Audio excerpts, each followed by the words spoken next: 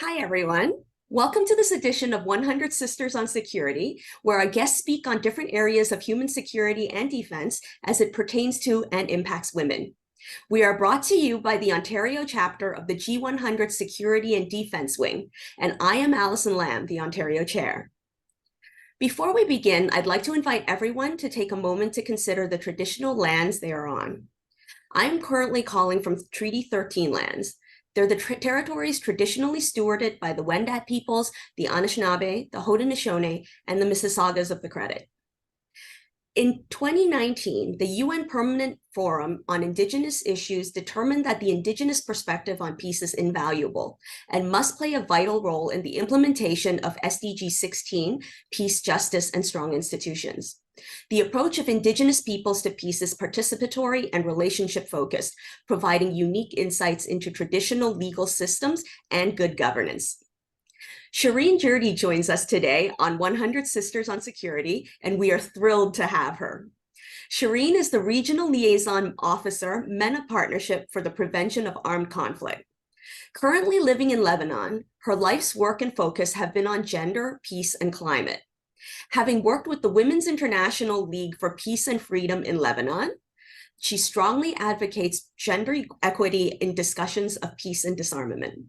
Thank you so much for joining us today, Shirine. Alison, thank you so much. So let's begin with our questions. As the Middle East and North Africa Regional Liaison Officer and Regional Gender Focal Point for the Global Partnership for the Prevention of Armed Conflict, it goes without saying that issues relating to peace and gender are extremely important to you. You travel frequently through the Middle East in your work as a peace builder. Will you please tell us more about your work in this field? What are you personally hoping to accomplish? Oh, that goes back to a childhood and then to a career that just was a manifestation of a childhood that lived in war and then moved forward in my life to work on the issues of women-related and peace. So as part of my work in MENA-PAC, we have partners in 15 countries in the MENA region. We work along the women, peace, and security dimensions and its different pillars depending on our partner.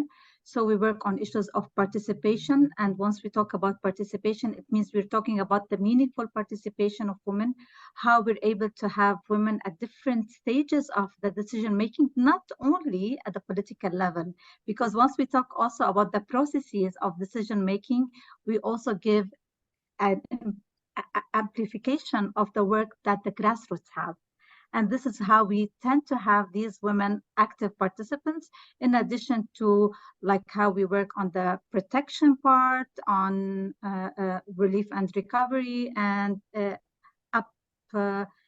as our name says, it's the prevention, how we come up with mechanisms of preventing conflict.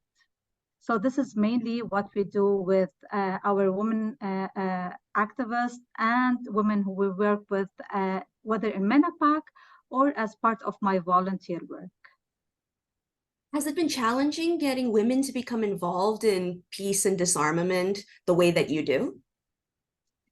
You would be surprised to know that though women are maybe not familiar with SDG 16, but they do work on that. Maybe they're not familiar with these international agendas that we try to localize, but they tell you things that they're actually in the actual implementation. It's not difficult at all. It's just we need to have them vocal. We need to amplify their voices, and we need to have the proper space to have them represent themselves. We just don't want to be talking on behalf of these women. We want them to be in different spaces, and what I try to do. And what has it been like traveling through all these different areas, mobilizing and encouraging these women to become involved and to amplify their voices? You tend to read about women, but then when you go and see them in their own areas, you see that they do much work than they actually know, or actually what we know also about them.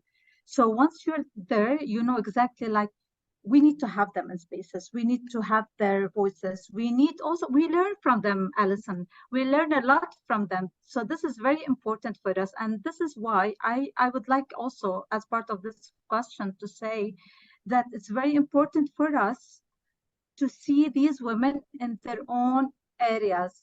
One of the participants was telling me why these organizations always talk about rural women when they don't come to our rural areas. So it's very important to go to these women, to live their lives, and to see that also their experiences and their lives tend to have a different objectives, challenges, opportunities than what we know. And unfortunately, different parts, like there are some agendas or like donors that try to put these women experiences aside. So this is also aside, yeah, because once you have, like, for example, like you're working on a certain issue and then certain funding comes for you to work on another issue, and then you push these women to work on something that is not of priority, because this is what the donor asked. This is what we do in terms of like the grassroots and NGOs. But alhamdulillah, we don't do this. We work according to what the women at the local level need and want. That's excellent. That's great. Yeah, but that's also a challenge for us. Oh, yeah. Because you need also to convince donors that this is what women at the grassroots needs, and these are the priorities. And especially because we live in conflict area, our priorities are also changing by the day. Well, speaking of conflict areas, I know that what is happening in Lebanon right now has been heartbreaking for you and very much on top of your mind.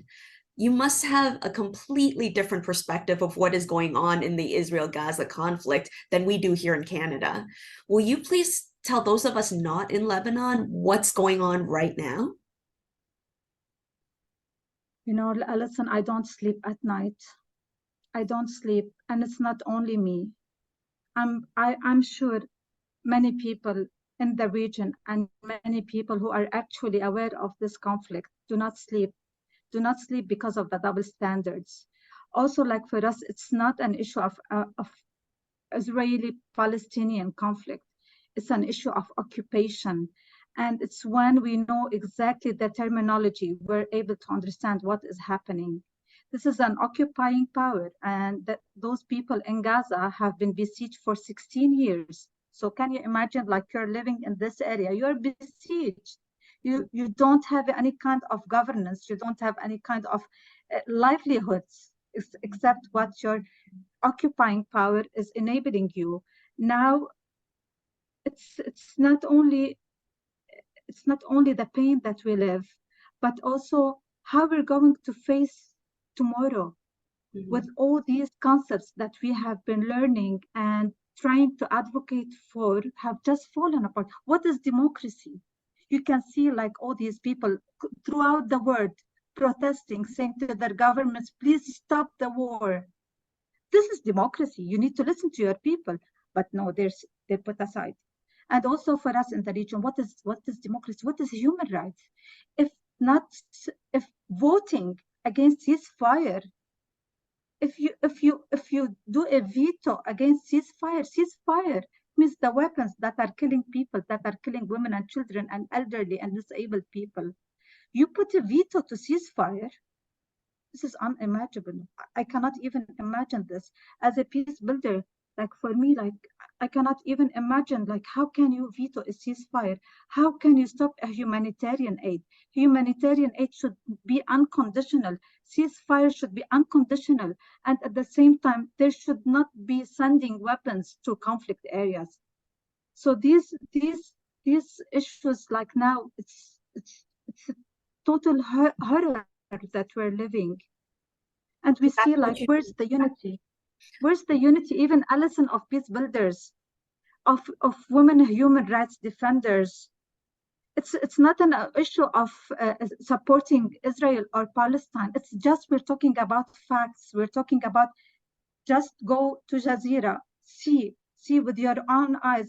You don't see even bodies. You see like pieces here and there of children. Yesterday, there was a bombardment of a school that people were just there for shelter. If ambulances are being held, shelter houses are being hit, hospitals are being hit.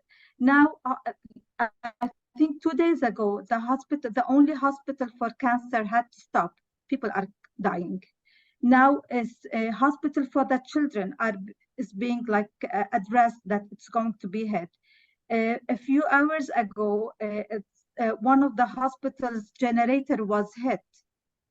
So, and the hospital went out of order. So, I mean, it's too much. And this is all, even if it's not happening where I live now, but it's happening in the south of Lebanon. We have now in Lebanon more than 30,000 displaced. And in Gaza, you're talking about 2 million. And what I think we need to address at this moment, Alison, is just, for me now, the 2 million are either people killed, people wounded that they will die because they don't have medicine, they don't have food, they don't have access to clean water. I follow a woman lately on Twitter. Her name is Iman Bashir or Bashir. I don't know the exact pronunciation.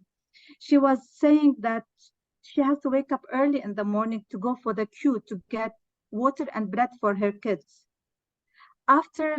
Because also they bombarded these telecommunication, after 2 days of the eSIM cards that she received, she knew that the drinking water that her kids is having is contaminated. She thought because they're living on the floor, they're sleeping on the floor, that's why they're vomiting and they're having like some unusual medical thing. So contaminated water, they're stepping in queue to get contaminated water. It's a real catastrophe, and I hope everybody just listen, just see. We're not asking you to support any faction, just ask for a ceasefire for these people under occupation. So yeah, so it's very hard. It's very hard to live at this moment. And last thing I want to say about this, Alison, I did a research in my master's course about why and how did the Palestinians leave in 1948. It was a catastrophe. When I was reading this, I thought, oh God, this could never happen in our era now. And this is happening. This is happening now with all the social media, with everything being exposed, and it's still happening. So we have lots of way to work, and this is a challenge. Like once you ask me about the challenge, I think this is a challenge, and we feel helpless. Well, I'm glad you brought up when you were studying, because I wanted to ask you about that. You studied international affairs at Lebanese American University and completed ABD doctoral studies at Tokyo University in foreign studies before moving on to a research fellowship at SOAS. Lebanon and the Middle East have been embroiled in conflict your entire life. From the Syrian presence and Israeli occupation to the 2006 Lebanon war, through civil wars and Arab Spring, from economic crises to the 17th October revolution, it seems as if you haven't had a moment's reprieve. How has that shaped your childhood and your career path? Yeah, even as a child, when I was a child, we lived the Israeli occupation, and I remember I had this beautiful doll. I always remember this doll, and I used to love this doll. We had two, one for me and one for my sister. And then the Israeli occupation, we had to leave home, and I lost this doll. So it's always on my mind. I lost this doll.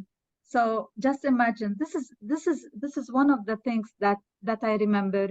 It's very hard to remember, and like your whole life, it's very different from reading about bombs and listening to these bombs. I remember very well how we used to have shelter and survival. I know how the people in Gaza now feel, because you want somebody to rescue you.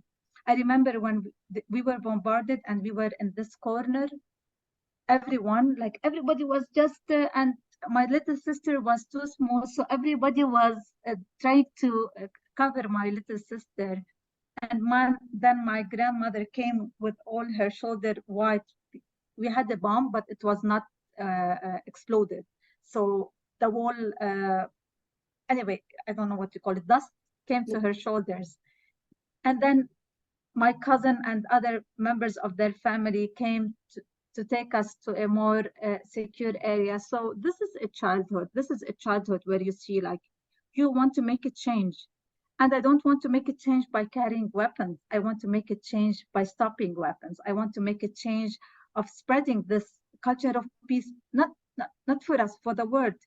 What does it mean for us to spend millions of dollars instead of putting it forward to SDG 16, to SDG 5, to SDGs, to all these SDGs, to SDG 16 plus?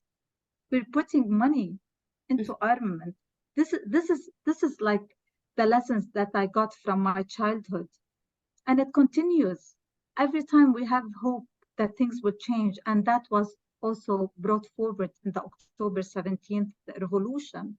I was in New York when the revolution started.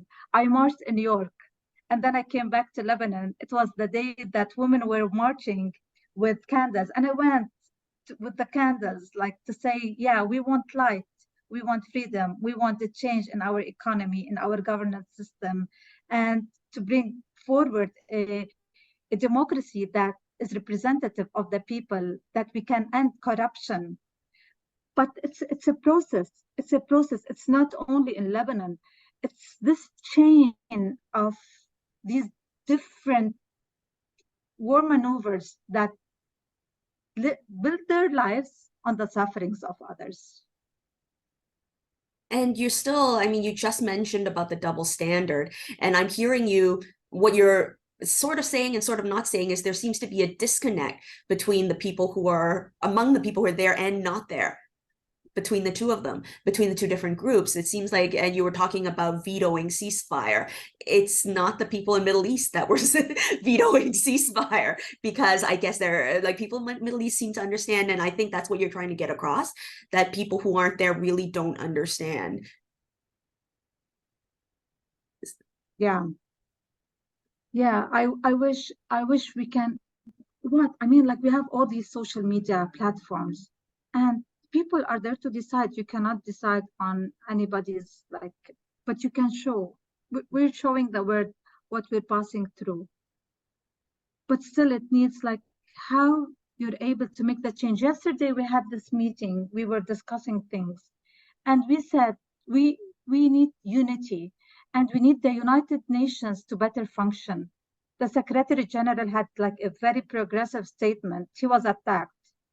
But we need to preserve the Charter of the United Nations. We need to work on international peace and security. And we need to stop these double standards, because this will not do us well, all of us. Mm-hmm. So what about these children in these conflict areas, not only in Palestine? Children are watching TV. Children are watching TikTok. I mean, you cannot stop TikTok on children. They're seeing this. Yeah. And you don't want the children to see this. Mm-hmm. So you mentioned SDG 5, that's gender equality, gender inequality. Women are disproportionately impacted by armed conflict. Gender-based violence refers not only to physical violence, but also to the way conflict disproportionately affects women with respect to healthcare, food insecurity, climate justice, and the economy. You've always spoken about the nexus of peace and climate action. Will you please elaborate on the critical junction among peace, climate, and gender? Yeah, maybe I'll give also the example now from Palestine, as we're just talking about Palestine and living this. Just see all these bombs. I think it was more than 18,000 tons of explosive. I think it was equivalent more than one Hiroshima bomb. So just imagine the impact that it has on the climate and on the environment. Add to that all of these wars will have like impacts on the water, on the land, on the food that we're going to eat. And at the same time, on this displacement, we have seen it not only in Palestine, we have seen it in different parts of Africa, Latin America, and other spaces, how conflict is exacerbating the climate change. Also in Iraq with the drought. And we see its impact that it has, because women mainly, they are the ones who bring food home. They are the ones who go to get the water. Add to that, I want to mention the issue of not only the climate security, the human security in general. Look now, for example, at the women, the pregnant women who are unable to find the proper hospitals to deliver, who are delivering without anesthesia, who are unable to breastfeed their kids because of the terror that they are finding. So it's all interconnected. We cannot talk about things that are silos, and that's why, like, I like SDG 16, and I was very, very happy when you started with this. It's very important to go back to the land, to see like this precious land, and to know, by the way, Alison, it's always, you always like your land, you can go anywhere in the world, but you can never leave your land. Mm-hmm. And you actually did mention a lot about, like you said, healthcare. You mentioned that hospitals are no longer functioning, even just an hour ago, you said. And then, of course, you were talking about water, the water contamination. So this is going to be years to recover. And as we already mentioned, you really haven't had a moment's reprieve. It's been one conflict after another after another. Do you see recovery? You know, at times, Alison, it's even hard to speak. You're overwhelmed. Recovery, I don't know. I want to say it. Maybe it's good to say I want to say it. Maybe I would say like maybe positivity. let's dream together, and let everyone with us dream, and let's maybe pray, because I don't know, like, if these documents that have been 75 years old document, the Human Rights Declaration, International Humanitarian Law, all these ICC, the ICJ, all these resolutions, international resolutions calling for humanity. I mean, maybe we link it sometimes, like I'm telling them lately, it was excellent when we had Black Lives Matter, and we say like Palestinian lives matter as well. And we see like, no, we don't matter. So what about if we link it to climate change? And we talk about the implications of this conflict on climate. Maybe they will matter back then. So we need really to make, to be with, sit with us, with ourselves, and to see exactly what is happening. What is happening now? How many days? Maybe 28, 20. You know, I'm lost with days because we don't sleep. We have terrible headaches now. I was talking with my friend. She's telling me she has panic attacks. We're trying everywhere, like, and we see, and you know what hurts also, Alison? We see like we were supporting Ukraine women, and everybody was supporting Ukraine women, talking about occupation, talking about many things. And now with Palestine, no, it's different thing. We had Palestinian women are not talking about armament. They're not talking about the need for weapons for self-defense. They're talking the need for ceasefire. So this is just like ceasefire. I mean, like ceasefire. And just imagine, like, if you're living all this time, and by the people I follow on Twitter and Instagram, they say it's nonstop. Nonstop. I mean, how can you bear it? I mean, like, we're not okay. What about them? And this is creating so much, I think, even a division in the world in terms of the way people are feeling. And this is not good for humanity in general. And it needs to stop. How? But the problem is how. We have only the United Nations, and we have these. We need to restore peace and security. We need to restore the basic like common thing of the right to life. Maybe the right to life. It's not an issue only of human rights. Maybe the right to life. That's beautifully, beautifully said. You mentioned something to me recently about your resentment towards the word resilient. Will you please explain that? Yeah, everybody knows Shirine equals non-resilience. Well, even after the revolution, October 17, when Lebanese were passing through different periods of change in the way we're living.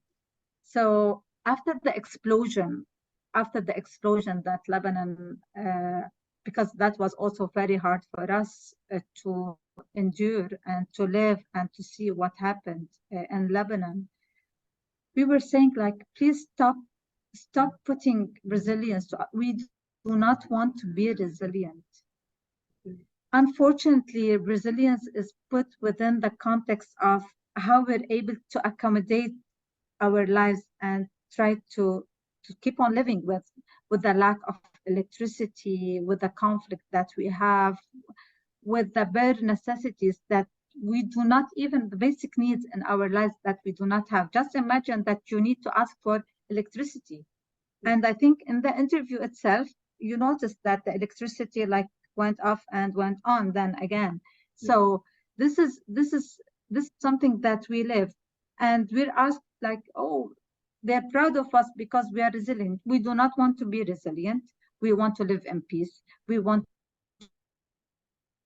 to live just like as any other country.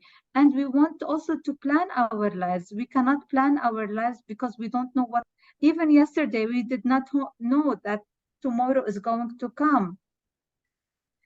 So we're not sure about our days. We're not sure about labeled as resilient.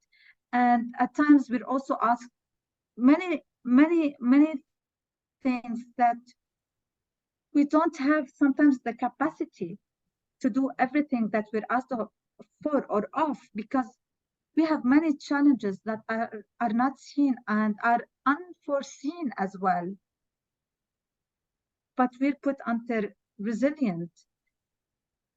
Yeah, I think we do not want to be resilient. And I wish just all these programs and how we're being depicted, just stop calling us resilient. We have many challenges.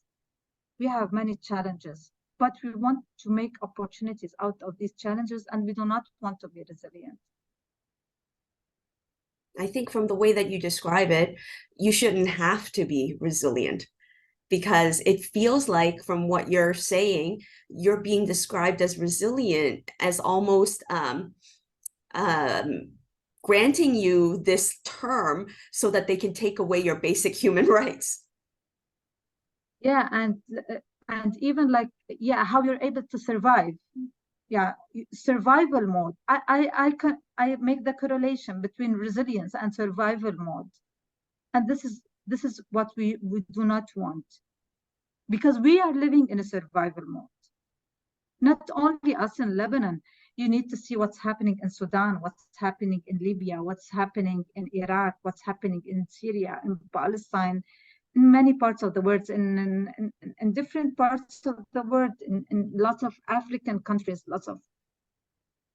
So, yeah, and even the issue of there's one thing also that the issues of refugees. You know, people leave their homes not because they want to leave their homes. You send weapons, people leave their homes, and they are refugees. Stop sending weapons. They want they don't want to be resilient in our country. They want to be resilient there, maybe. So just let's think about every action has a reaction. Every action, because it's all about economy, it's all about power, it's all about, just look at now. I think today there were also activists trying to stop a shipment of weapons to Israel. So, I mean, these are criminals. This is criminals. can't you see women and children being killed? Can you see these children that are shivering because of these bombs? Have you seen these mothers writing the names of their children on their bodies? Just imagine a mother writing the name of a child. Just imagine how she feels, and just imagine how this child feels. And then they tell you resilience.